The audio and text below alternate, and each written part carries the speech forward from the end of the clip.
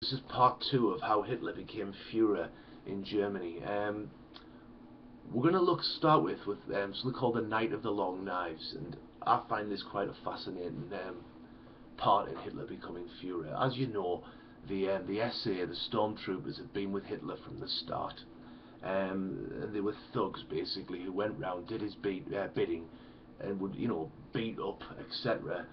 Political opponents, anyone who spoke out against the Nazis. They would organize, disrupt other political opponents' rallies, etc. Now, with Hitler as Chancellor of the country, the SA were becoming a bit of an embarrassment, firstly, to Hitler, because he didn't want these thugs necessarily associated with his party anymore, going round beating people up in his name. So he's trying to rein them back in. He's trying to get the SA under control because they are an embarrassment. Also, the leader of the SA was a man called Ernst Röhm, and Röhm had again met former member of the Freikorps, had been with Hitler since the start. He'd been a former captain in the German army, etc. And basically, Röhm is a problem, and he's a problem for several reasons. The first one is that Röhm himself, as a leading Nazi, had made speeches, and in speeches he made, he'd actually criticised Hitler.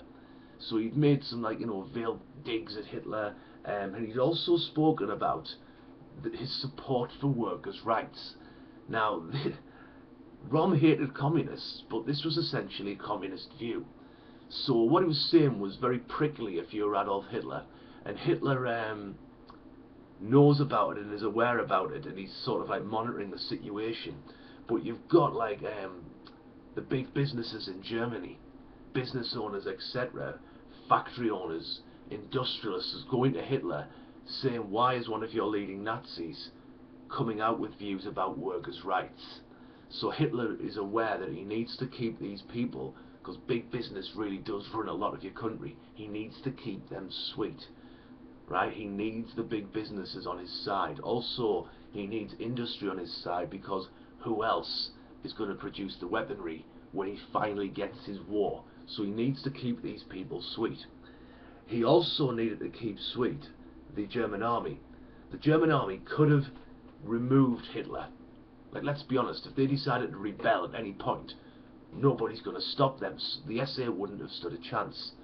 So Röhm wanted to unite the SA with the German army, but the leaders of the German army hate Ernst Röhm. They really just don't like him. They see him as a swine, and they make it pretty clear to Hitler, we are not going to go along with this guy.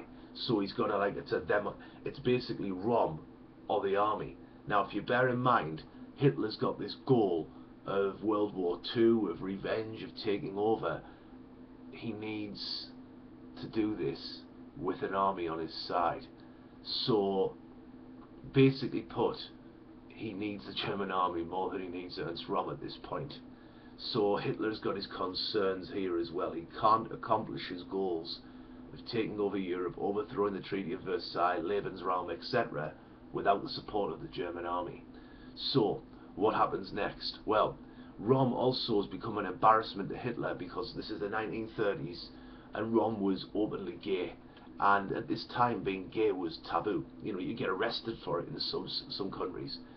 And Röhm was very famous for going to a holiday resort called Bad Wiessee, and basically taking his lovers with him and walking around in public hand in hand, flaunting the fact that he was gay. Now, no one would bat an eyelid to that.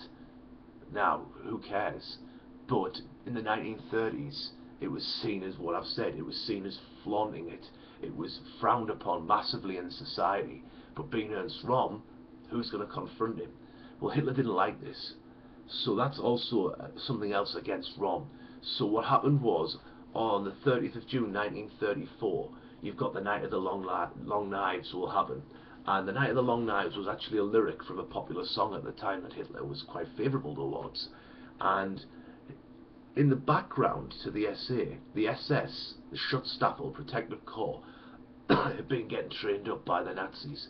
And what happened was, Hitler takes the SS, and he's basically going to have a purge of anyone who he doesn't want in Germany anymore. He's going to get rid of them in this Night of the Long Knives.